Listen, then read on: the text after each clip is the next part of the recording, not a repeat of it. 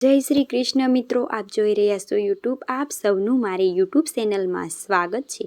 મિત્રો, આજે આ વિડીયોમાં આપણે સાંભળવાના છીએ તારીખ 15 જુલાઈ 2024થી લઈને તારીખ 12 ઓગસ્ટ 2026 સુધી ચાલતો અષાઢ માસ મહાત્મ્ય વિશે. શું કરવું, કયા ઈષ્ટ દેવતાની પૂજા કરવી તથા આ માસમાં કયા વ્રત તહેવાર આવે છે, તેનું મહત્ત્વ શું છે, તે સર્વે કાંઈ જાણીશું. જો આપને વિડીયો પસંદ આવે તો લાઈક કરજો, શેર કરજો, કમેન્ટ કરજો.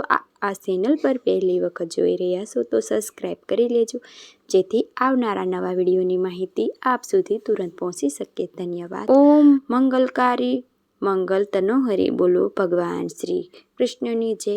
નવદુર્ગા 10 મહાવિદ્યા. જે મિત્રો, અષાઢ માસ એટલે કે વ્રત તહેવારનો માસ ચૈત્ર માસથી વર્ષ શરૂ થાય છે, માટે અષાઢ માસ વર્ષનો ચોથો માસ કહેવાય છે.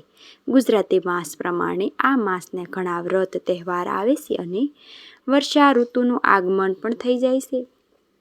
ખુશહાલી વાતાવરણ રહે છે, ધરતી લીલાછમ દેખાય છે. હિન્દુ ધર્મ અનુસાર સૌથી પવિત્ર એવો ચાતુર્માસ 4 માસની સાધનાની શરૂઆત થાય છે અને આ માસ ભગવાન વિષ્ણુ શિવ સાગરમાં યોગ નિદ્રામાં જાય છે. 4 મહિના સુધી જપ તપ વ્રત દાન પુણ્ય કરાય છે.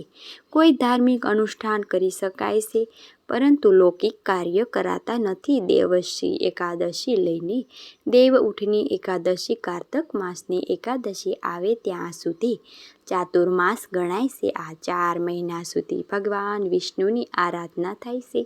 ભગવાન શિવજીની કે ધરતી લોકના ત્રણેય લોકો ભાર સંભાળે છે. અષાઢ માસની શરૂઆત થાય પ્રથમ તિથિ જ ગુપ્ત નવરાત્રિ પ્રારંભ થાય. માં નવદુર્ગાના ઉપાસ ભક્તો કરે છે અને જે તાંત્રિક અને સાધક ભક્તો છે તેઓ 10 મહાવિદ્યા સાધના કરે છે. અષાઢી બીજ આવે છે, જેમાં ભગવાન જગન્નાથ, ભાઈ બલભદ્રા અને બહેન સુભદ્રાની સવારી નવરસયા નીકળે છે અને ભક્તોની સર્વે મનોકામના પૂર્ણ થાય છે. આ ઉપરાંત આ માસમાં અલુણા વ્રત થાય છે. કુમારિકાઓ મોળાકત રહે છે, અલુણા વ્રત કરે છે, જેમાં કન્યાઓ લૂણ એટલે કે મીઠા વગરનું ભોજન કરે છે. માં પાર્વતી દેવીની પૂજા કરે છે, જેથી અખંડ સૌભાગ્યવતી જીવનમાં બની રહે, મનોકામના પૂર્ણ થાય. આ ઉપરાંત અષાઢ માસના ગુરુ પૂર્ણિમા આવે છે, જેને વ્યવ પૂર્ણિમા કહેવાય છે અને આ પૂર્ણિમાના દિવસે સૌ પોતપોતાના ગુરુની સાધના કરે છે. ગુરુના ન હોય તો શ્રી હનુમાનજીને ગુરુ બનાવાય છે અને આ ઉપરાંત ભગવાન શ્રી કૃષ્ણ જે પરમ ગુરુ છે તેની આરાધના થાય છે, આશીર્વાદ મેળવાય છે અને આ માસ ખેડૂતો માટે ઉત્સાહનો મનાય છે. અષાઢ બીજના દિવસે વાવણીના શુકન કરવામાં આવે છે. બળદોને શણગારી ખેતરમાં હળ ચલાવાય છે અને અનાજ ઉગાડી શરૂઆત કરે છે. હવે જાણી લઈએ અષાઢ માસમાં શું કરવું, શું ન કરવું. અષાઢ માસમાં જપ તપ સાધના આદિ શરૂઆત કરી શકાય. અષાઢ સુદ એકમ 15 જુલાઈ 2026 ગુપ્ત નવરાત્રિ પ્રારંભ થાય છે અને અષાઢ બીજ એ 16 જુલાઈ 2026 રથયાત્રાનો ઉત્સવ મનાવાય છે. અષાઢી બીજનું વ્રત પણ ભક્તો કરે છે. ભગવાન જગન્નાથ, ભગવાન શ્રી કૃષ્ણની પૂજા થાય છે, કથા સંભળાય છે અને અષાઢ માસનું શુક્લ પક્ષની ચતુર્થી વિનાયક ચતુર્થી ઉજવાય છે.